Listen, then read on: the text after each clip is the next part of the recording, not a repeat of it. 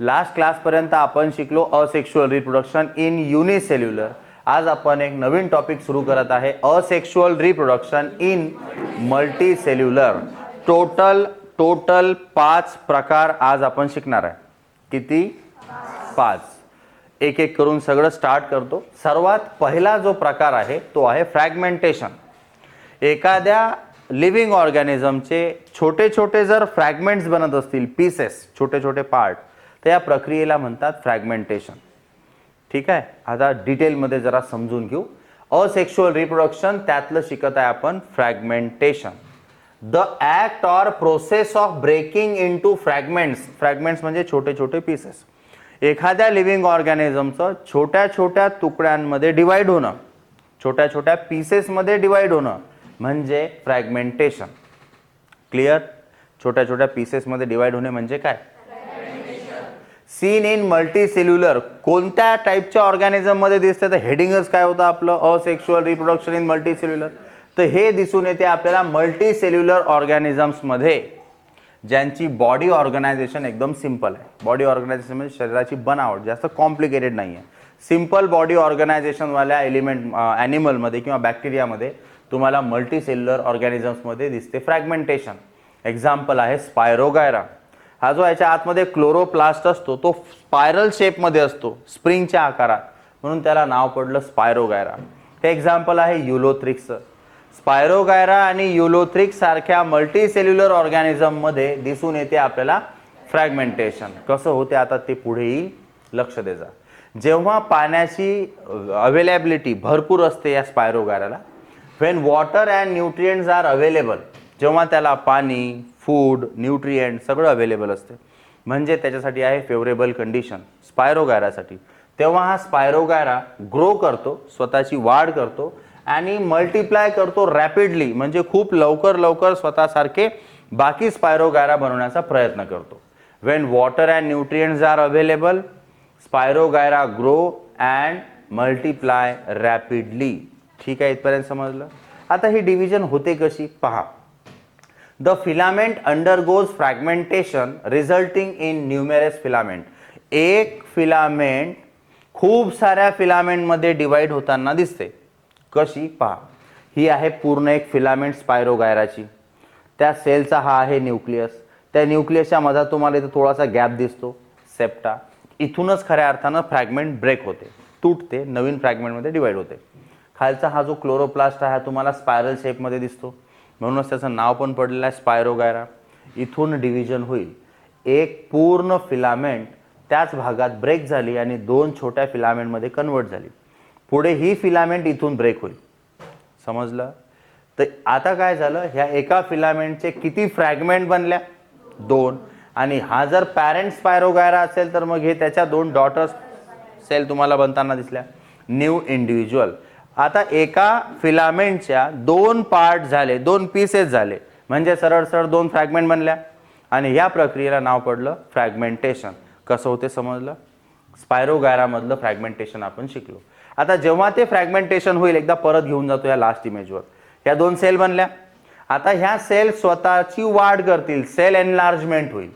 Then there is cell enlargement and mitosis. आता ती sale स्वतःला डिवाइड करून मग स्वतःची वाढ करेल.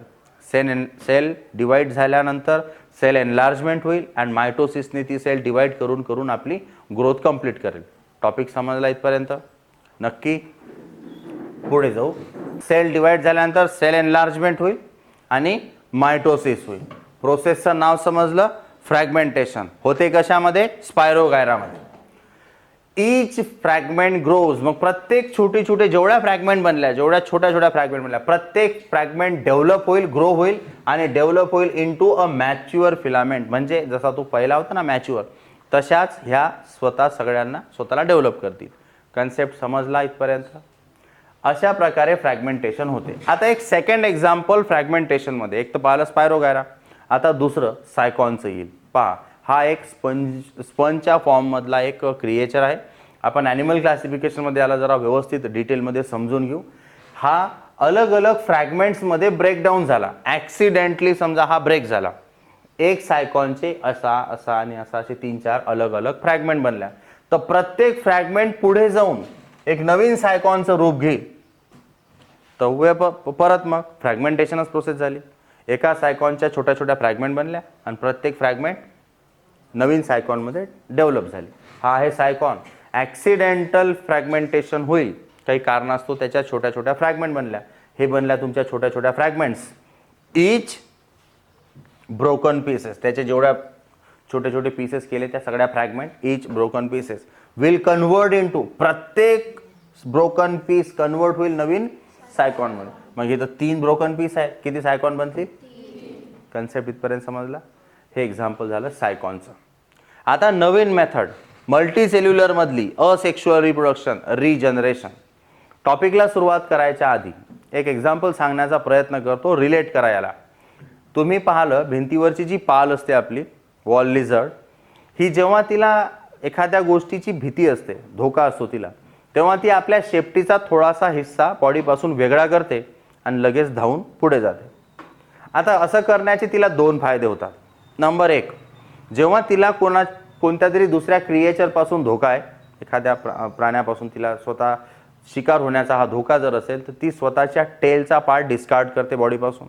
असं केल्यानं तिचं बॉडी वेट कमी होते, वजनच कमी झालं की नाही, शेपटीचा हिस्सा तुटला तर तिला धावण्यास मदत होते. झाला पहिला फायदा तिचा. दुसरा, तो डिस्कार्डेड पार्ट पण अशी मूव्हमेंट करत राहतो. तर जो शिकारी ज्याच्यापासून तिला धोका होता त्याचं लक्ष त्या टेलकडे जाते आणि मेन पालची जी बॉडी आहे ती त्या धोक्यापासून थोडंसं तिला बचाव होतो तिचा. तर जेव्हा एमर्जन्सी सिच्युएशन राहील, वॉल लिझर्ड आपल्या बॉडीचा थोडासा पार्ट म्हणजे टेलचा पार्ट काय करते? डिस्कार्ड करते. पॉईंट समजला? आणि कालांतरानं काही दिवसांनी तो जो टेलचा डिस्कार्डेड पार्ट आहे ना, तो वापसचा ग्रो होतो. ती तुटलेली शेपटी तिला हळूहळू परत बनायला सुरुवात होते. आहे हा तुमच्या माहितीत पॉईंट? पाहण्यात आहे तुमच्या? आता एक महत्त्वाचा पॉईंट, तिनं तिची टेल परत बनवली की नाही, that is the regeneration. Clear? पण अशा प्रकारचं रिजनरेशन लिमिटेड रिजनरेशन असते. म्हणजे काय? तर याचा अर्थ असा की मेन बॉडीचा पार्ट तुटला, तो तुटलेला पार्ट परत डेव्हलप झाला. तुटलेला पार्ट परत डेव्हलप झाला. त्या शेपटीची पूर्ण पाल बनली का? तुटलेली शेपटी पण होतीच की नाही, त्याची पूर्ण पाल बनली का? नाही. आता आपण हे शिकू की असे काही क्रिएचर्स आहेत ते की रिजनरेशन उलटही जे पाल न करू शकली ते करू शकतात. That is regeneration. कोणत्याही बॉडी पार्टचं रिकन्स्ट्रक्शन म्हणजे रिजनरेशन. शिकू आता कोणते कोणते बॅक्टेरिया करतात. ही जी इमेज दिसते हा आहे प्लॅनेरिया, एक असा क्रिएचर जो रिजनरेशन करतो. पहिले तर रिजनरेशन समजून घेऊ. If the individual is cut or broken into many pieces, जर एखादा इंडिव्हिज्युअल खूप छोट्या छोट्या पीसेसमध्ये तुटला, ज्या प्लॅनेरियाचे मी 10-12 तुकडे केले, आणि जर प्रत्येक तुकडा, then these pieces grow into separate individual, जेवढे तुम्ही पार्ट केले ते सगळे पार्ट सेपरेट इंडिव्हिज्युअलमध्ये कन्वर्ट झाले. बरोबर आहे? तर ह्या प्रक्रियेला म्हणतात रिजनरेशन. परत सांगतो, एक लिव्हिंग ऑर्गॅनिझम खूप साऱ्या पीसेसमध्ये डिवाइड केला, मग प्रत्येक पीस एक नव्यानं काय इंडिव्हिज्युअल बनला. That is regeneration process. ठीक आहे? थोडं सिमिलर वाटते ना हे फ्रॅगमेंटेशन सारखं? चला पुढे जाऊ. Many fully differentiated organisms have the ability to give rise to new organisms from their body parts. म्हणजे काय? तर ते आपल्या बॉडी पार्ट्सच्या मदतीनं नवीन ऑर्गॅनिझम तयार करण्याची क्षमता ठेवतात. म्हणजे याच्या बॉडी पार्टला अलग केल्यावर तो नवीन एक इंडिव्हिज्युअल बनेल. ठीक आहे? आता जाऊ पुढे रिजनरेशनला. आता ॲक्च्युअलमध्ये आपण आता सुरुवात करू. पहा, the capacity to regenerate is very high among some animals. काही ॲनिमलमध्ये हे जे कॅपॅसिटी असते ना रिजनरेट करण्याची खूपच जास्त असते, क्षमता खूपच जास्त असते, ती इझिली रिजनरेट करू शकतात. दे can reconstruct the entire body from the isolated body part. पहा, एक एक शब्दाचा अर्थ सांगतो. ही स्टारफिश आहे. इमॅजिन करा स्टारफिशची ही लेग तुटून वेगळी झाली, तर हा एवढा पार्ट तिच्या बॉडीपासून वेगळा झाला. तो वेगळा झालेला पार्ट इज आयसोलेटेड. ठीक आहे? तो वेगळा झालेला पार्ट आता पूर्णच्या पूर्ण स्टारफिश बनवेल. Clear? That is the regeneration. मग पहा आता, काहींमध्ये रिजनरेट करण्याची कॅपॅसिटी काही ॲनिमलमध्ये खूप जास्त असते.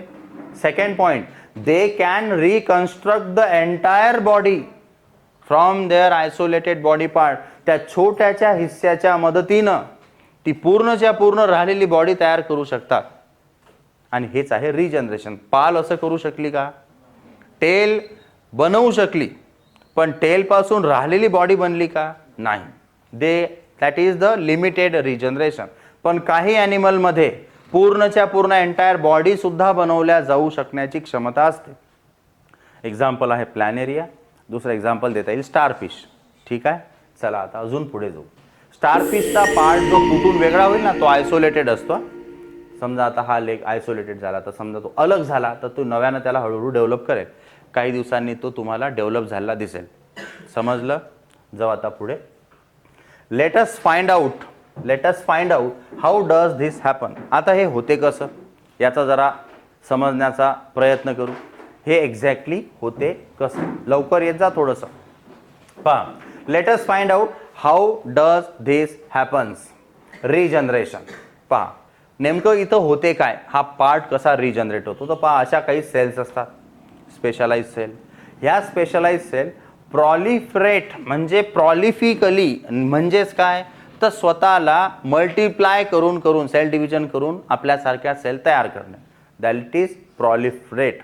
याला प्रॉलिफिकली पण म्हणता येईल. खूप फास्ट किंवा रॅपिडली. अर्थ समजण्याचा प्रयत्न करा. टू ग्रो, त्या शब्दाचा अर्थ to grow or produce by multiplication म्हणजे सेल डिव्हिजन. आता होते काय, या स्पेशलाइज सेल प्रॉलिफरेट म्हणजे आपल्यासारख्या सेल मल्टिप्लाय करून बनवतात आणि त्यांची संख्या वाढते. Then large number of cell, तेवढ्या सेल डबल वाढल्या, लार्ज नंबर ऑफ सेल्स बनतात. या लार्ज नंबर ऑफ सेल काय करतात, सेलच्या टाईप्स आणि टिश्यूला चेंज करतात आणि ते मग रिप्रोडक्शनच्या प्रोसेसमध्ये ॲक्च्युअलमध्ये आपल्याला ते दिसून येते. पहा ते कसं. हा आहे प्लॅनेरिया. त्याच्या बॉडीला मी 2 पार्टमध्ये डिवाइड केलं, तसं तर 3 पार्ट झाले आहेत तिथं. हा हेड सेक्शन, हा मिडल पार्ट आणि इथं लास्टमध्ये तुम्ही पाहू शकता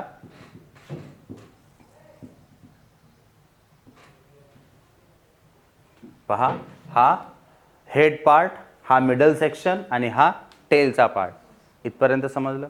आता होते पहा काय, हा हेड सेक्शन मी इथं घेतला आणि हा टेल सेक्शन इथं घेतला, तर टेलसाठी अपर बॉडी पार्ट नाही बनला, म्हणजे नाही आहे सध्या इथं. हेडसाठी लोअर बॉडी पार्ट नाही आहे. हा प्लॅनेरिया काय करेल, ह्या हेडचा राहिलेला पूर्ण हिस्सा बनवेल आणि ह्या टेलचा राहिलेला पूर्ण हिस्सा बनवेल. म्हणजे प्लॅनेरियाला जर मी कट केलं तर ऑर्गनाइज झाला सिक्वेन्समध्ये, हा याची डेव्हलपमेंट होईल आणि फायनली मला असा काही एक रिझल्ट भेटेल. यालाच म्हणतात रिजनरेशन. हे लिमिटेड नाही आहे. पहा, याचे 2 तुकडे केले मी, तर हेडनंही राहिलेली पूर्ण बॉडी बनवली आणि टेलनंही राहिलेली पूर्ण बॉडी बनवली. So this can be happen in case of planaria. Starfish असंच करते. एका प्लॅनेरियाला 2 पार्टमध्ये डिवाइड केलं तर ते दोन्ही तुम्हाला नंतर वेल डेव्हलप झालेले दिसतील. प्रोसेसचं नाव रिजनरेशन. करणारा ॲनिमल प्लॅनेरिया. क्लिअर? असंच आणखी एक क्रिएचर करू शकते, त्याचं नाव व्हेरी गुड. आता पहा रिजनरेशन काय. Regeneration is the reconstruction of entire body part. Regeneration म्हणजे काय, परत नव्यानं कन्स्ट्रक्ट केली राहिलेली पूर्ण बॉडी कोणत्या तरी एका बॉडी पार्ट पासून. Regeneration is the reconstruction of entire body from the isolated body cell when the organism's body gets cut into pieces. जेव्हा त्याची बॉडी अलग अलग पीसेस मध्ये कट होईल, त्या पीसेस पासून राहिलेली एंटायर बॉडीचं रिकन्स्ट्रक्शन म्हणजे काय, रिजनरेशन. क्लिअर? ही झाली त्याची डेफिनेशन एका प्रकारे. But animals can not wait to be cut to reproduce. आता ॲनिमलला रिप्रोडक्शन करायचं आहे तर तो स्वतःच तुटेपर्यंत वाट पाहिल का? तो तुटण्याची वाट नाही पाहणार. जसं सायकॉन ॲक्सिडेंटली ब्रेक झाला होता, काही घटना घडली असेल, तो ब्रेक झाला असेल, मग काय तुटण्याची वाट पाहणार का तो प्रत्येक लिव्हिंग ऑर्गॅनिझम? नाही. दुसऱ्याही प्रकारे यांचं रिप्रोडक्शन होते. मग आपण या रिजनरेशनला नाही टेक्निकली रिप्रोडक्शन मानत नाही, कारण एका लिव्हिंग ऑर्गॅनिझम पासून त्याच्यासारखा दिसणारा लिव्हिंग ऑर्गॅनिझम तयार होण्याला रिप्रोडक्शन मानतो आपण टेक्निकली. तर इथं काय होते, त्याच्या बॉडी पार्ट्स पासून नवीन एक तयार होतो. रिजनरेशनला रिकन्स्ट्रक्शन म्हणतो आपण. Therefore regeneration is not the same as reproduction. Exactly रिप्रोडक्शनच्या सगळ्या टर्म्सला हा फुलफिल करत नाही. रिकन्स्ट्रक्शन प्रोसेस आहे, पण तरी सुद्धा एकापासून दुसऱ्याचा जन्म तर होतच आहे की नाही, म्हणून याला रिप्रोडक्शनच मानतो आपण. तुमच्या लक्षात आलं असेल ना, बारीक धागा एवढा फरक आहे दोघांमध्ये. क्लिअर. रिजनरेशन टॉपिक आपला संपला. याच्या पहिले आपण कोणता शिकलो होतो? फ्रॅगमेंटेशन. दुसरा पाहिला रिजनरेशन. कालच्या क्लासमध्ये बडिंग शिकवलं होतं ईस्टमध्ये, युनिसेल्युलर मधलं बडिंग शिकवलं होतं. आज फ्रेश एक टॉपिक आहे budding, but in case of multi cellular. लक्ष द्यायचं आता, बडिंग शिकत आहे आपण मल्टी सेल्युलर मध्ये. तर कालचं बऱ्यापैकी सेमच आहे.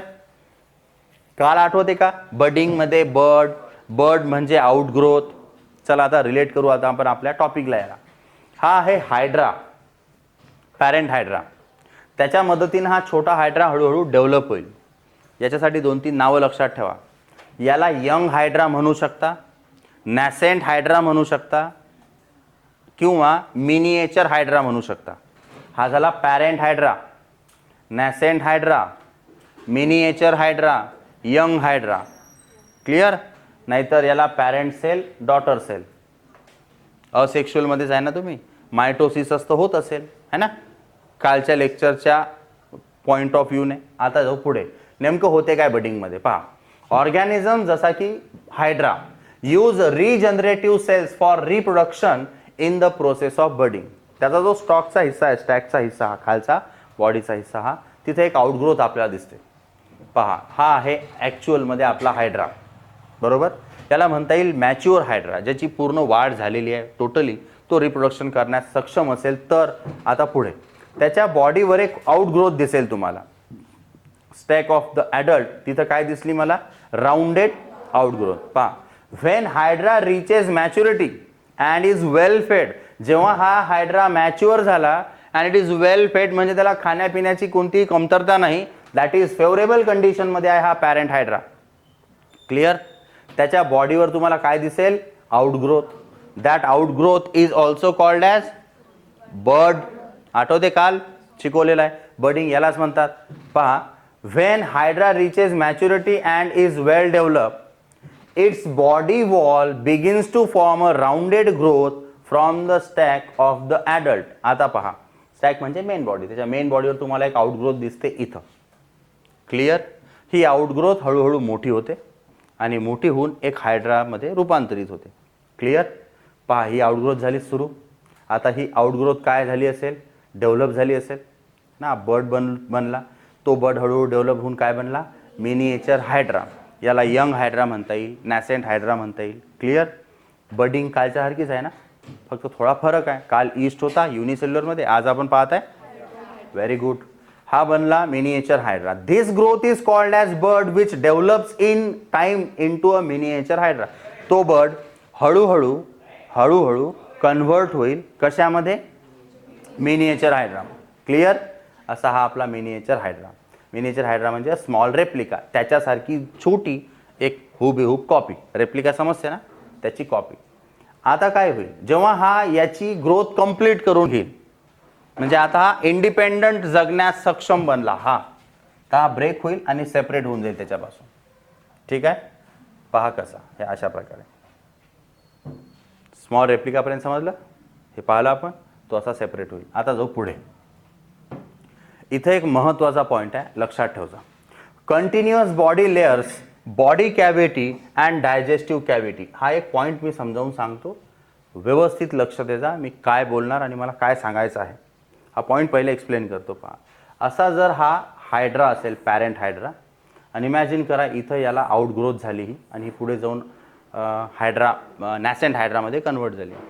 तर याची जी ही आउटर लाईन आहे ना, ही स्किन आहे ती एका प्रकारे हायड्राची, हो की नाही? त्याला म्हणतात डर्मल लेअर. त्याची पहा ना तुम्ही, स्किनच्या डॉक्टरला डर्मिटोलॉजिस्ट म्हणतो आपण. डर्मल लेअर म्हणजे स्किन लेअर किंवा अपर लेअर त्याची. तर पॅरेंट हायड्राची अपर लेअर आणि नॅसेंट हायड्राची अपर लेअर असते कनेक्टेड. क्लिअर. दुसरं, याच्या आतमध्ये जी डायजेस्टिव्ह कॅव्हिटी आहे पॅरेंट हायड्राच्या आतमध्ये, आणि ही झाली तुमच्या नॅसेंट हायड्राची डायजेस्टिव्ह कॅव्हिटी. ह्या पण आतमधून कनेक्टेड असतात. याच्याच मदतीनं पॅरेंट हायड्रा त्याला सगळ्या प्रकारचे न्यूट्रिएंट्स पोहोचवण्याचा प्रयत्न करतो, कारण त्याची ग्रोथ पण करणं आहे ना. आणि त्याची ग्रोथ पूर्ण झाली की मग हा एवढा हिस्सा वेगळा होतो आणि हा इंडिपेंडंट लिव्ह करायला लागतो. आता सांगा, डर्मल लेअर समजली, डायजेस्टिव्ह कॅव्हिटी समजली, बस ह्या दोघांची कनेक्टेड असते हा पॉईंट इमेजमध्ये मी सांगण्याचा प्रयत्न केलेला आहे. चला जाऊ आता एक्झॅक्ट टॉपिकवर. द बॉडी लेयर्स म्हणजे ती डर्मल लेअर म्हणता येईल. The body layers, body cavity and the digestive cavity of young hydra, या छोट्यावाल्या हायड्राची, of young hydra are continuous with that of the parent hydra. म्हणजे यंग हायड्राची आणि पॅरेंट हायड्राची डायजेस्टिव्ह कॅव्हिटी, डर्मल लेअर, बरोबर, ह्या सगळ्या कशा असतात, कंटिन्युअस म्हणजे कनेक्टेड असतात. Continuous body layers, body cavity and the digestive cavity, याच्याच मदतीनं तो त्याला नरिशमेंट म्हणजे न्यूट्रिएंट पोहोचवतो. नरिशमेंट शब्द ऐकलेला आहे ना, समजतो ना अर्थ याचा. त्याच्या मदतीनं त्याला जीवनावश्यक वस्तूची तो गरज त्याची पूर्ण करतो. The young hydra gets nourishment from the parent, त्याच्यापासून त्याला फूड मिळते, एनर्जी मिळते, आपली वाढ करण्यासाठी सगळ्या गोष्टी त्याला मिळतात. So young hydra gets nourishment from parent hydra. आता ती नरिशमेंट मिळाल्यानंतर त्याची साहजिकच त्याची वाढ होत असेल, मग त्याची ग्रोथ होत असेल. आता जेव्हा त्याची ग्रोथ होईल तेव्हा तो वेगळा होईल. पहा, आता एखादी गोष्ट तुम्ही इथून तोडसाल तर त्याचा बेस तुम्हाला बंद करावा लागेल की नाही. जिथून तुम्ही त्याला अलग केलं तर त्याचा जो बेस आहे तो सील ऑफ होतो आणि तो आता नवीन एक इंडिपेंडंट हायड्राचं जीवन जगायला सुरुवात करतो. लास्ट पॉईंट आहे, सेकंड लास्ट पॉईंट असेल. When the young hydra is sufficiently develop, जेव्हा त्याची वाढ भरपूर प्रमाणात झालेली आहे, सफिशियंटली तो डेव्हलप झाला to take up an independent existence, आता हा स्वतः जगू शकतो, जर एवढी त्याची वाढ झालेली असेल, the base of new hydra seals off, त्याचा जो अलग झाल्यानंतर खालचा उघडा हिस्सा राहिला असेल तो सील ऑफ होतो. तसंच पॅरेंटचाही हा इथून तुटला तर इथं तो ओपन झालंच असेल ना, ते तोही सील ऑफ होईल, तोही सील ऑफ होईल. आणि हा एक इंडिपेंडंट लाईफ म्हणजे आता तो स्वतः आपलं जीवन पूर्ण करेल. सर्वाइव्ह ऑन इट्स ओन, आता तो स्वतःचं जीवन स्वतः पाहून घेईल. एवढा तो सक्षम झाला की हा हायड्रा इंडिपेंडंट आपली लाईफ सुरू करतो. New individual breaks off from parent hydra, पूर्ण वाढ झाली की पॅरेंटच्या बॉडीपासून अलग होतो, तुटलेला हिस्सा सील ऑफ होतो आणि तो आपलं एक नवीन जीवन सुरू करतो. आतापर्यंत आपण शिकलो 3 प्रकारचं रिप्रोडक्शन मल्टीसेल्युलरमध्ये. पहिला शिकवला फ्रॅगमेंटेशन, दुसरा शिकवला रिजनरेशन, तिसरा शिकवला बडिंग. इथपर्यंत काही अडचण आहे का? सगळे पॉईंट्स व्यवस्थित समजले? फ्रेश एक नवीन टॉपिक आणि सेकंड लास्ट याच्यानंतरचा लास्ट असेल. फ्रॅगमेंटेशनच्या नंतर पाहिलं रिजनरेशन, रिजनरेशनच्या नंतर शिकवलं बडिंग. आता आहे vegetative propagation. Let's learn the next method of asexual reproduction. मेथडचं नाव व्हेजिटेटिव्ह प्रोपोगेशन. Vegetative propagation. पहा, प्लांटला असतात बरेचसे पार्ट्स. तर प्लांटचे पार्ट कोणते कोणते मी सांगतो, एक एक करून लक्ष द्या. रूट असते, stem, leave, flower, plant, stem etcetera, हे त्याचे पार्ट झाले.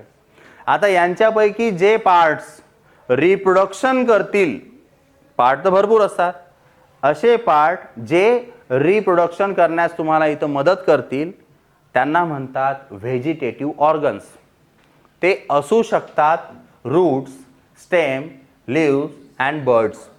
एक एक सगळं व्यवस्थित सांगतोच डिटेलमध्ये मी. असं प्लांटचं कोणतंही पार्ट जे तुम्हाला रिप्रोडक्शनमध्ये मदत करत आहे त्याला आपण म्हणतो व्हेजिटेटिव्ह पार्ट्स. आता इथं लक्षात घ्या, जर प्लांट रूट किंवा स्टेम किंवा लीव किंवा बर्डच्या मदतीनं रिप्रोडक्शन करत असेल तरच त्याला इन्क्लूड करायचं व्हेजिटेटिव्ह प्रोपोगेशनमध्ये. समजलं का? जर प्लांटच्या रूट, स्टेम, लीव्स आणि बर्ड पैकी कोणीतरी रिप्रोडक्शन करत असेल तर याला म्हणतात व्हेजिटेटिव्ह ऑर्गन्स आणि ह्या प्रोसेसला म्हणतात व्हेजिटेटिव्ह प्रोपोगेशन. तर प्लांटचे व्हेजिटेटिव्ह ऑर्गन काय काय असू शकतात? इमेज दाखवतो, क्लिअर होईल की कशा प्रकारे होत असेल. पहा, रूट्स, हे रूट आहे, अशा प्रकारे यानं नवीन झाडाला तयार केलं, मग रूट बनला व्हेजिटेटिव्ह ऑर्गन. पुढे जाऊ, स्टेम आहे, हे मेन बॉडी त्याची, जसं पोटॅटोची मेन बॉडी स्टेम, त्यानं एक नवीन तयार करून दिलं. लीव्स, काही झाडांच्या पानांमध्ये अशी सिच्युएशन दिसते, आता आपण शिकणारच आहे त्यालाही, ब्रायोफायलममध्ये येईल ते. शेवटचा बर्ड, हे पाहू शकता तुम्ही, सिच्युएशन पाहिली असेल तुम्ही बरेचदा. म्हणजे काय, झाडाचे पार्ट्स असू शकतात root, leaf, stem and bud. यांच्यापैकी जर रिप्रोडक्शन होत असेल तर आपण या प्रोसेसला मानतो व्हेजिटेटिव्ह प्रोपोगेशन. आता एक एक करून डिटेलमध्ये शिकू. याच्या मदतीनं जर रिप्रोडक्शन होत असेल तर काय, plants root stem leaves and बर्ड्सच्या मदतीनं जर नवीन प्लांटमध्ये तयार होत असतील then the process is called as. आता येऊ पुढे एक्झाम्पल्स पहा. जेवढे एक्झाम्पल्स येतील ना हे एक्सप्लेन कर जा एक्झाममध्ये सुद्धा. New plant of potato develops from eyes. आता नेमकं आईज म्हणजे काय? पोटॅटोची इमेज दाखवतो, क्लिअर होऊन जाईल. हा पोटॅटो आहे, तुम्हाला बारीक बारीक ब्लॅक कलरचे छोटे छोटे स्पॉट दिसतात त्याच्यावर, त्यांनाच म्हणतात आय ऑफ पोटॅटो. आणि ते खूप सारे असतात म्हणून आईज ऑफ पोटॅटो. क्लिअर?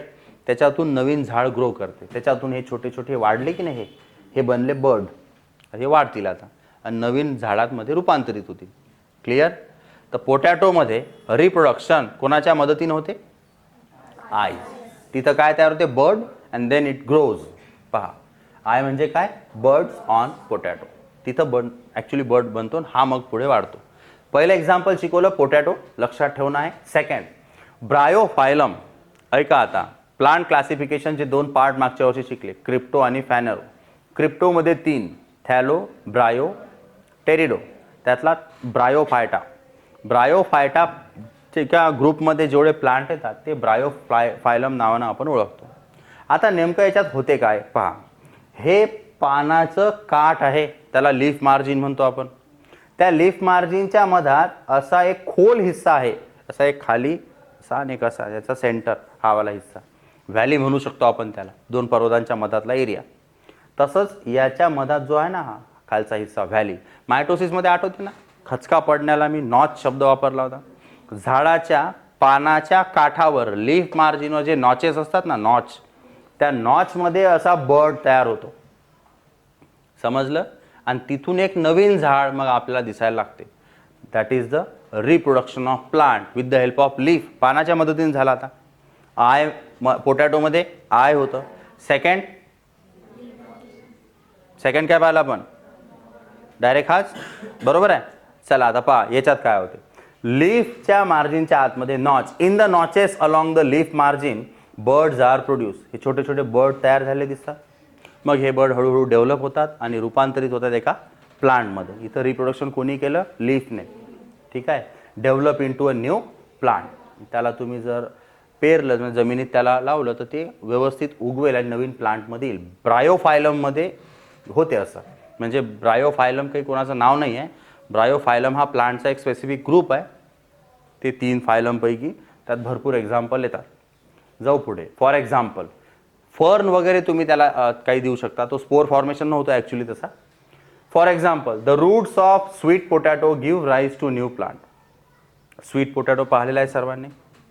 त्याच्या रूट्समधून नवीन स्वीट पोटॅटो प्लांट उगवल्या जाऊ शकते, म्हणजे तो तयार करतो. तर त्याच्यात रूटच्या मदतीने रिप्रोडक्शन होत आहे, नवीन प्लांट तयार होत आहे. आपण काय काय पाहिलं? Root, stem, leaves and buds. Sugar cane, bamboo हे बर्डचं एक्झाम्पल देते, नसते का ते? जिथं तो खतम होतो, ज्याला खांड म्हणतो आपण ऊसाचा, काठावर एक छोटासा बर्ड असतो, त्याच्यातून तुम्हाला ऊसाचं नवीन झाड तयार करता येते. आतापर्यंत आपण शिकलो total 4.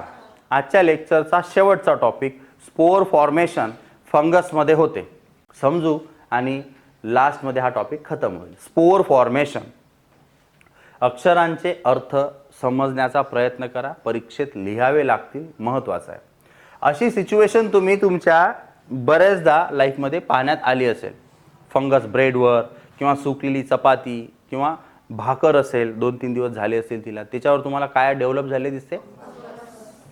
Scene in bread moulds, Rhizopus. याला एक आणखी टेक्निकल नाव काय? रायझोपस. आता पहा, याला जर झूम करून पाहिलं आपण तर अशा काही प्रकारची इमेज दिसते. शब्दांचे अर्थ लक्षात घ्या. हा जो वरचा सर्कल आहे याला म्हणतात बॉल्ब किंवा स्पोरॅन्जियम. बॉल्ब और स्पोरॅन्जियम. खालची व्हर्टिकल लाईन हायफा. ठीक आहे. आणि खाली हे जे रूट सारखं स्ट्रक्चर दिसते, रायझॉइड्स. क्लिअर? रायझॉइड्स. पहा एक एक करू. समजलं हे? हा वरचा पार्ट बॉल्ब. बॉल्बलाच दुसरं एक नाव आहे स्पोरॅन्जियम. स्पोरॅन्जियम किंवा स्पोरॅन्जिया. त्याच्या आतमध्ये स्पोर्स बनतात. येते आता तो टॉपिक. इथपर्यंत काही डाऊट आहे का? त्याची इमेज पाहिली तर त्याचे पार्ट्स. खालचा रायझॉइड्स आहे, इथं लिहिल्या जाणार नाही तो, पण लक्षात ठेवजा. या बॉल्बच्या आतमध्ये खूप सारे बारीक बारीक पार्टिकल्स तुम्हाला दिसतात. त्यांना म्हणतात स्पोर्स. लाखो करोडो असू शकतात ते एका बॉलमध्ये, असे बनतात स्पोर्स. आता एकदा का स्पोर्स बनले आणि जेवढ्या प्रमाणात बनायला पाहिजे तेवढी ग्रोथ जर झाली तर हा जो स्पोरॅन्जियम आहे हा ब्रस्ट होतो, फुटतो हा, आणि सगळे स्पोर्स एन्व्हायरमेंटमध्ये फेकले जातात. आता हे स्पोर्स त्या ब्रेडच्या ज्या ज्या पार्टपर्यंत फेकल्या गेले तिथं नवीन फंगल कॉलनी तयार होईल. समजलं? ते जर्मिनेट होतात, म्हणजे तिथं शेतात आपल्या पेरण्याची प्रक्रिया नसते का, तसं ते बी टाकलं तुम्ही, पाणी त्याला मिळालं तर त्याच्यातून झाड उगवेल. सेम तसं हे स्पोर्स जिथपर्यंत पसरले तिथून नवीन फंगल कॉलनी तुम्हाला डेव्हलप झालेली दिसेल. प्रोसेस समजली? या प्रक्रियेत स्पोर्स बनतात, म्हणून याला म्हटलं गेलं स्पोर फॉर्मेशन. बॉल्ब्समध्ये तुम्हाला दिसते स्पोरॅन्जियममध्ये स्पोर्स बनतात. Then after a fully development तो ब्रस्ट होतो आणि स्पोर्स आजूबाजूला फेकल्या जातात. जिथं जिथं त्या स्पोर्स पडतील त्या तिथं जर्मिनेट होतील आणि नवीन फंगल कॉलनी तिथून तयार करतील. प्रक्रिया समजली? हा स्पोरॅन्जियम अशा प्रकारे ब्रस्ट होतो. When the spores are ready to leave the sporangium, जेव्हा ते बाहेर पडण्या एवढ्या डेव्हलप झाल्या, they are ready to leave the sporangium, it breaks or it burst, तो फुटतो आणि स्पोर्स असे बाहेर फेकल्या जातात. हे तुम्ही इमेजमध्ये पाहू शकता त्यातून बाहेर निघताना. आता हे जिथपर्यंत पडतील, जसं की आता इथं पडला असेल तर ते पहा रूट त्यांना बनवले, त्याची डेव्हलपमेंट केली, जर्मिनेशन झालं त्याचं. If they land in a moist place, यांना स्वतःची वाढ करण्यासाठी मॉइश्चर किंवा ह्युमिड कंडिशन तिथं असली पाहिजे, मॉइश्चर असलं पाहिजे, ते मॉइश्चरमध्ये ग्रोथ रॅपिडली करतात. If they land in a moist place they germinate to form new mould, ते मग तिथं पडले तर तिथून नवीन मोल्ड तयार होते, म्हणजे नवीन फंगल कॉलनी तयार होते. अशी ही प्रक्रिया होती आपली स्पोर फॉर्मेशनची. ते पहा, ते एका ठिकाणी पडले, स्पोरॅन्जियम ब्रश झाले की अशी ती फंगल कॉलनी आपल्याला वाढताना दिसते. उद्याच्या क्लासमध्ये आपण डिस्कस करणार आहे सेक्शुअल रिप्रोडक्शन. आतापर्यंत आपण कंप्लीट केलं असेक्शुअल रिप्रोडक्शन, काल युनिसेल्युलर, आज मल्टीसेल्युलर. लेक्चर समजलं सर्वांना? नक्की